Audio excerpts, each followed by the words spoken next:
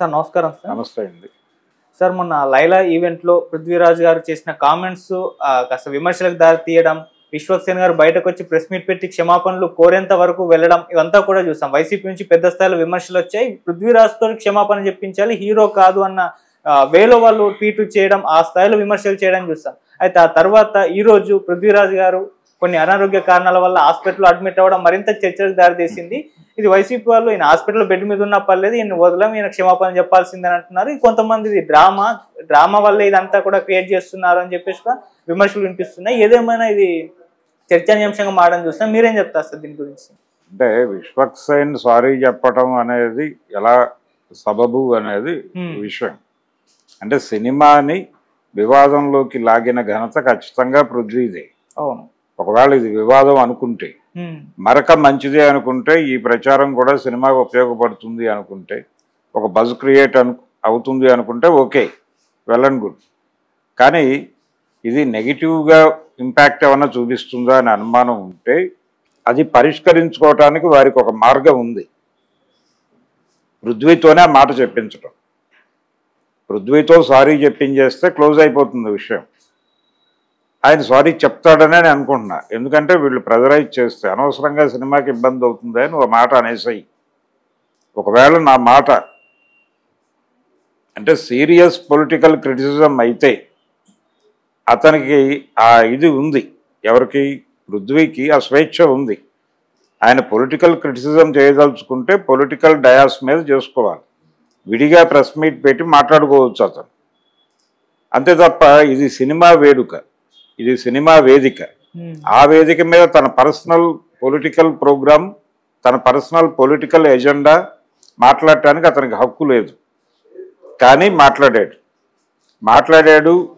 అతని లక్ష్యం నెరవేరింది. ఎవరికి తగలాలనుకున్నాడో వారికి తగిలింది, వారు రియాక్ట్ అయ్యారు. కాబట్టి దానికి సమాధానం చెప్పాల్సిన బాధ్యత ఖచ్చితంగా అతనిదే, విశ్వక్సేన్ది కాదు.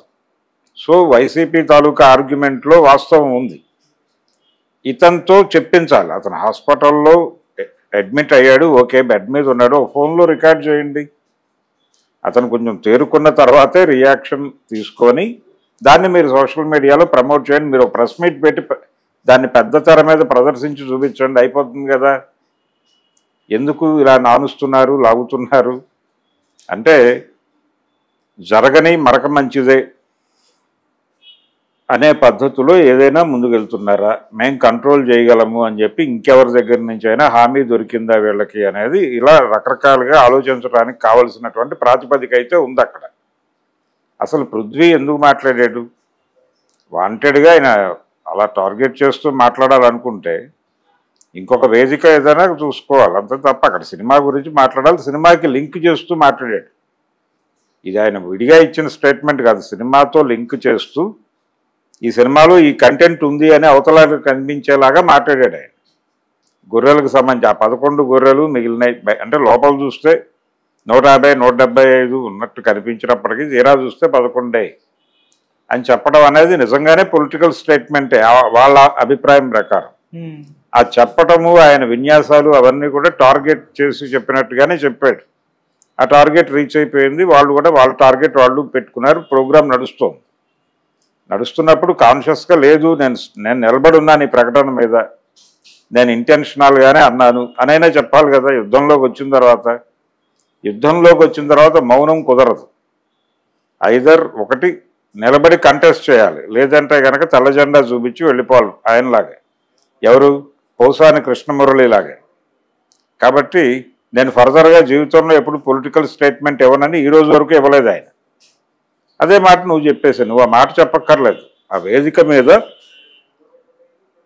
వేదిక మీద మాట్లాడకూడని కొన్ని మాటలు నా దగ్గర నుంచి దొరలేదు, దానికి సారీ చెప్తున్నానంటే సరిపోతుంది. అంటే తన పర్సనల్ ఒపీనియన్ తప్పని ఎవడో అంటలేదు. ఆయనకు ఆ ఇంటెన్షన్ ఉంటే అది మాట్లాడుకోవచ్చు, అది విడిగా మాట్లాడు. నువ్వు ఒక ప్రెస్ మీట్ పెట్టి మాట్లాడుకో, లేకపోతే రాజకీయ వేదికలు అనేకం ఉంటాయి. తెలుగుదేశం వాళ్ళు అక్కడ మీటింగ్లు అవి పెడుతూ ఉంటారు కదా, పెట్టినప్పుడు ఆ మీటింగ్లోకి వెళ్ళి మాట్లాడు. నేను ఈ మధ్య సినిమాలో నటించానండి, ఇలాంటి సన్నివేశం ఉందని అక్కడ మాట్లాడు, ఓకే. అది సినిమాకి లింక్ అవ్వదు. సినిమా ఫంక్షన్లో నువ్వు ఆ మాట మాట్లాడేసరికి సినిమాకి లింక్ అయింది. లింక్ అయ్యి ఇప్పుడు సినిమాకి బ్యాడ్ అవుతుందేమో అని వీళ్ళు భయపడుతున్నారు. వీళ్ళకి ఆ భయం కలిగించే రైట్ నీకు ఎక్కడది?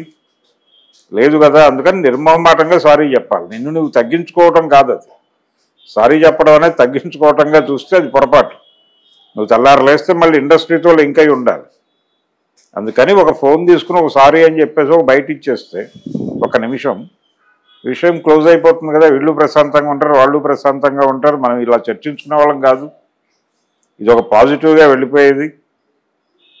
కానీ గొడవ జరుగుతూనే ఉంది. సినిమా రిలీజ్ దగ్గరకు వచ్చేసింది, ఇంకా 2 డేసే ఉంది మిడిల్లో. ఈ 2 రోజుల్లో ఏమైనా చేయగలరేమో చూడాలి. వాళ్ళు భారీ ఎత్తున వీడియోలు సర్క్యులేట్ చేయడం మాత్రమే కాదు, మీడియా ముందుకు వచ్చి కూడా మాట్లాడుతున్నారు. ఆల్రెడీ కొంతమంది ఛానల్స్ వాళ్ళు ఉత్సాహంగా వెళ్ళి వైసీపీ వాళ్ళతో మాట్లాడించే ప్రయత్నం చేస్తున్నారు. ఆ ప్రయత్నంలో భాగంగా వాళ్ళు సీరియస్గానే తిడుతున్నారు. వాళ్ళు అంటున్న మాట కూడా అదే, నువ్వు మాట్లాడుతున్న వేదిక ఏమిటో ఆ వేదిక మీద ఏం మాట్లాడాలో తెలియకుండా మాట్లాడుతున్నావు, ఇది తప్పు అని చెప్తున్నారు ఓపెన్గా. దాన్ని ఫేస్ చేయాలి. పృథ్వీ ఖచ్చితంగా తప్పే.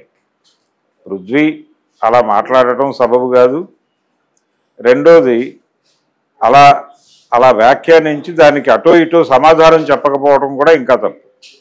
ఏది, వీళ్ళు రోడ్డు మీదకి వచ్చి ప్రెస్ మీట్ పెట్టిన తర్వాత కూడా తన స్పందన తెలియజేయకపోవడం అనేది తప్పు. అంటే రేపు పొద్దున ఇండస్ట్రీలో తన వైపు నుంచి ఏదైనా ప్రాబ్లం అరైజ్ అయితే తను తప్పించుకుంటాడు అనుకుంటే అలాగా ఈ ఇంప్రెషన్ ఇండస్ట్రీకి ఇవ్వడం కరెక్ట్ కాదు కదా. అతని కెరియర్కి ఇబ్బంది. అందుకని కొంచెం నోరు తెరిచి సారీ చెప్పు. ఆ వేదిక మీద అలా మాట్లాడి ఉండాల్సింది కాదు. అది నా వ్యక్తిగత అభిప్రాయం. నేను విడిగా ఎక్కడైనా మాట్లాడుంటే బాగుండేది. నేను అభిప్రాయం తప్పని అనుకోవడం లేదు, కానీ చెప్పిన వేదిక సబబు కాదు. నా వలన సినిమా ఇబ్బంది పడడం కరెక్ట్ కాదు.